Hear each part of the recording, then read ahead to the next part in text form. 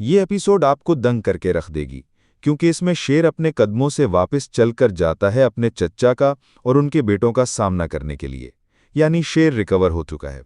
फ़ज़ा शेर का इस तरह ख्याल रखती है कि वो उसे रिकवर करके ही छोड़ती है, क्योंकि उस इंजेक्शन को फेंक देना और यहाँ तक कि शेर के बार बार टेस्ट करवाना, ये बात पता लगवाना कि आखिर इसके जिस्म में कौन सा केमिकल जा रहा है, क्या गड़बड़ है, सारी चीज़ें तो फ़ज़ा मालूम कर ही लेती है। उसे ये भी मालूम हो जाता है कि किस तरह से इसके चचा ने 40 करोड़ रुपए दिए हैं डॉक्टर के जरिए, और वही डॉक्टर शेर को जान से मार देने की कोशिश करता रहा है, यानी ये तड़पता भी रहे और जिंदा भी रहे। अब फ़ज़ा उस डॉक्टर के खिलाफ भी कार्रवाई करने वाली है, लेकिन उससे पहले वो शेर को यहाँ से निकालना चाहती थी हिफाजत से। शेर की फैमिली को जब मालूम होता है कि शेर रिकवर हो चुका है और आज वो घर आ रहा है, सब लोग दंग रह जाते हैं। वो कहते हैं कि हम खुद लेने के लिए आएंगे, लेकिन शेर कहता है कि मैं खुद आऊँगा। फ़ज़ा भी काफ़ी ज़्यादा इमोशनल होती है और वो भी उसके साथ जाती है।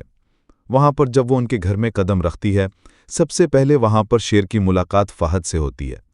फ़हद और उसका भाई उनके पांव तले ज़मीन निकल जाती है जब शेर को जिंदा सलामत अपनी आंखों के सामने देखते हैं। फ़हद भागता हुआ कमरे में जाता है और वो कहता है कि बाबा, शेर वापस आ चुका है, अब हम लोगों को जिंदा नहीं छोड़ेगा। आपने ये जिम्मेदारी मुझ पर रखी होती तो शेर आज जिंदा ना होता और हमारे सामने इस तरह से हमारी आंखों में आंखें डालकर बात ना करता। लेकिन जब फ़ज़ा फ़ज़र को देखता है, वो और ज्यादा हैरान होता है। वो कहता है कि इसका मतलब ये लड़की हमें चकमा देती रही, ये शेर को रिकवर करती रही और हमें खबर भी ना हुई। वो कहता है कि बाबा, आपने कैसे घटिया डॉक्टर को पैसे दिए थे, खरीदना तो आपको इस लड़की को चाहिए था।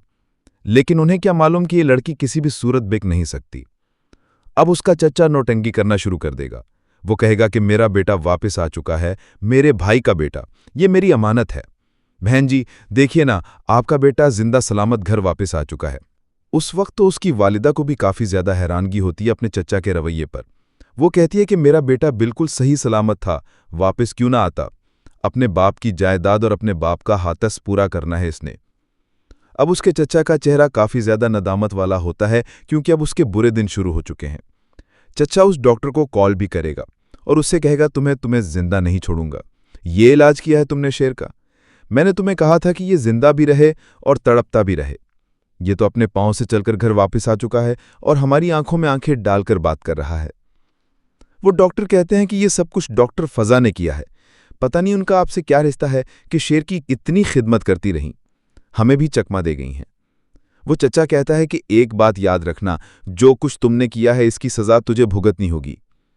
वो डॉक्टर कहता है कि अगर मैं जेल में गया तो मैं भी अपना मुंह खोल दूंगा कि मुझे किसने रकम दी थी, और मैं भी जाकर सबको सच बता दूंगा। अब चचा को भी ब्लैकमेल होना पड़ता है डॉक्टर के हाथों। वो कहता है कि अब तू भी मुझे ब्लैकमेल करेगा। वो डॉक्टर कहता है कि मेरी जिंदगी बर्बाद होगी तो तेरी भी होगी।